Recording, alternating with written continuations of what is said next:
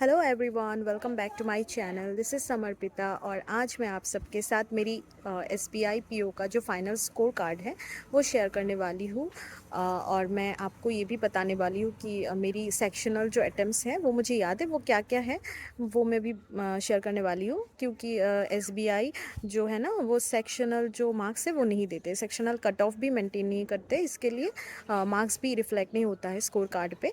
इसलिए मुझे जितना याद है मैं बताने वाली हूँ। और वैसे भी मेरा जो स्कोर रहा है वो ऑलमोस्ट वही रहा है जो मैंने कैलकुलेट की थी। दैट इज़ मेरी एक्यूरेसी, इसका मतलब बहुत अच्छी है, इसके लिए मेरा स्कोर ज़्यादा मतलब नेगेटिव नहीं हुए। तो मुझे जो अटेम्प्ट्स मेरे हैं वो मैं बताने वाली हूँ। तो पहले मैं आप लोगों को मेरा स्कोर कार्ड दिखा देती हूँ। तो ये रही मेरी एसबीआई पीओ की फ़ाइनल स्कोर कार्ड। इसमें मेंस की स्कोर्स भी दिए हुए हैं और इंटरव्यू के स्कोर भी दिए हुए हैं। यहाँ पे आप देख सकते हैं कि कैटेगरी वाइज जो कट ऑफ मार्क्स है वो दिए हुए हैं। ये है SC, ST, then OBC, then EWS और ये है जनरल का। और बाकी जो चार है वो फिज़िकली हैंडीकैप्ड कैंडिडेट्स के लिए है। जनरल का कट ऑफ आप देख सकते हैं कि 94.85 है। और यहाँ पर है मेरी मार्क्स जो है कि 111.65 आउट ऑफ 250। तो आप देख सकते हैं कि कट ऑफ से मेरी मार्क्स ऑलमोस्ट 17 मार्क्स ज़्यादा है। और यहाँ पे आप देख सकते हैं कि इंटरव्यू के मार्क्स है, इंटरव्यू की कट ऑफ है फॉर एवरी कैटेगरी। और ये है जनरल का कट ऑफ दैट इज़ 20। और मेरा जो स्कोर है आउट ऑफ 50 वो है 47। और ये अच्छी खासी मार्क्स हैं। 47 out of 50 is a good mark. Then आप देख सकते हैं कि फाइनल स्कोर जो मेरा है वो 57 है, दैट इज़ जो नॉर्मलाइज होता है।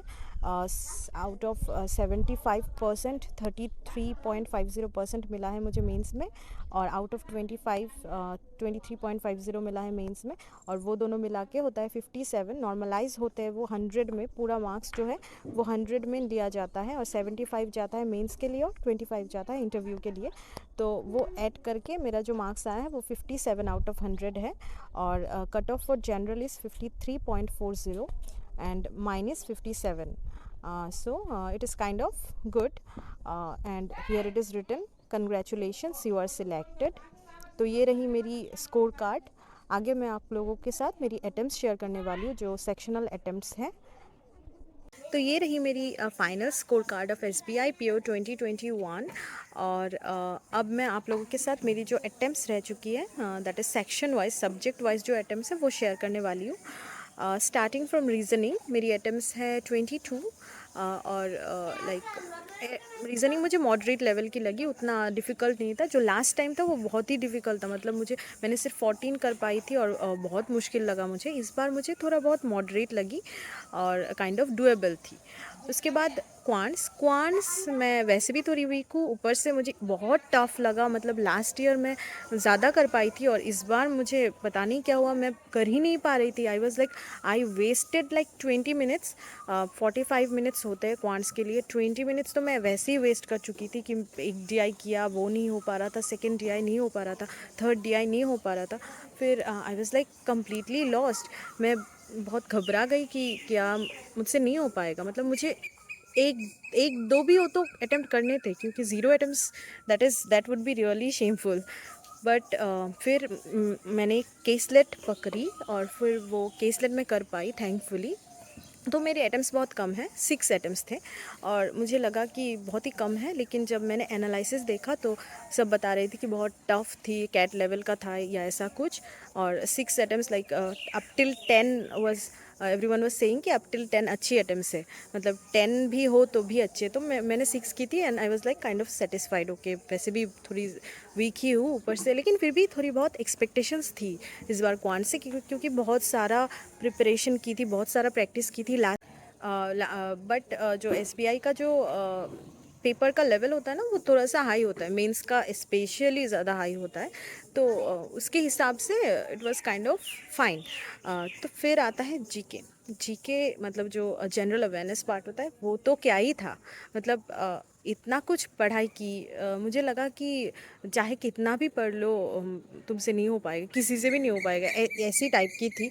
मतलब मैंने जीए बहुत पढ़ी थी, बहुत, आई मीन चारों सब्जेक्ट्स में अगर सबसे ज़्यादा कोई सब्जेक्ट पढ़ी तो वो थी जीए।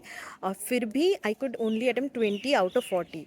मतलब वो भी बहुत अच्छा अटेम्प्ट माना गया था, क्योंकि 20 करना भी बहुत मुश्किल था। ऐसी टाइप के जीके थी, बहुत ही डिटेल में था।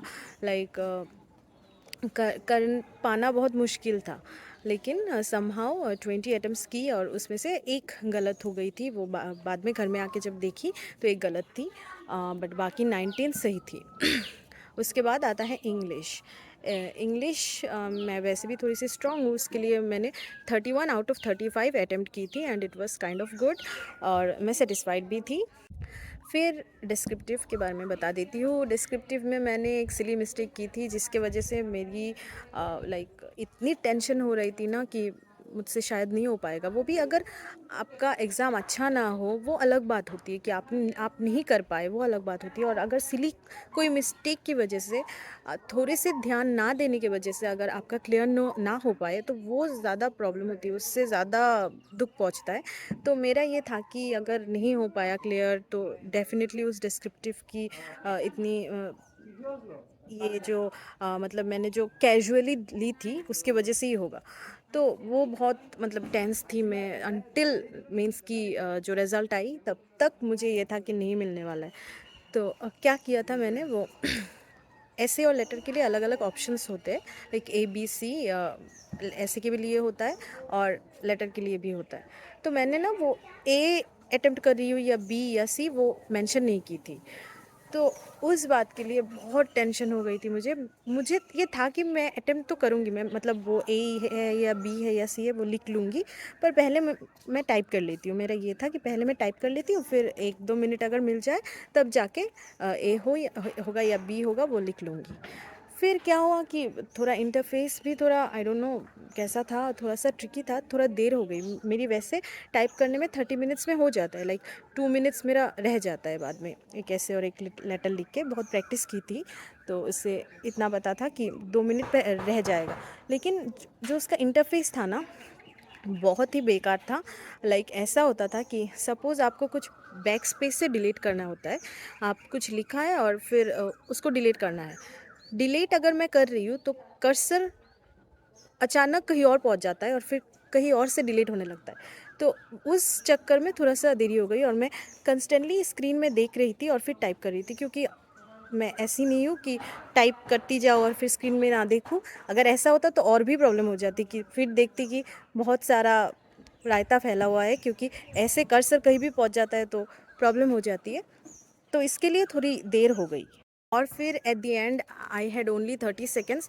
और फिर बहुत हड़बड़ी में, बहुत नर्वसनेस में मैं मुझसे ऊपर ही नहीं जाया जा रहा था। मतलब कर्सर तो काम नहीं करता है वहाँ पर, वो अप एरो जो होता है उससे ऊपर जाना होता है। मैं भूल गई, मैं कर्सर से बार बार ट्राई करी हूँ लेकिन ऊपर नहीं जा रहा है। मुझे ए या बी लिखना था लेकिन नहीं हो पाया, और 30 सेकेंड्स ख़त्म हो गया। और फिर आई वॉज़ लाइक ये क्या कर दिया मैंने। क्योंकि मैं ये सजेस्ट नहीं करूँगी, अगर आपका हो सके तो ABC ज़रूर लिख के देना, क्योंकि बाद में इतना टेंशन होता है कि क्या मेरा पेपर एवेल्यूएट होगा या नहीं। फिर आके घर में आके इतने सारे यूट्यूब की वीडियोस देखी कि क्या ये होता है चेक या नहीं। कोई बता रहा है कि होता है, कोई बता रहा है नहीं होता है। तो इससे बहुत प्रॉब्लम हुई। लेकिन जो मुझे पता चला कि ये कंप्यूटर चेक करता है, मैन्युअली चेक नहीं होता। तो कंप्यूटर जब चेक करता है तो बेसिकली आपका जो ग्रामेटिकल मिस्टेक होता है या फिर कोई स्पेलिंग मिस्टेक होता है वही ज़्यादा चेक करता है कि कहीं ऐसा कोई मिस्टेक है या नहीं।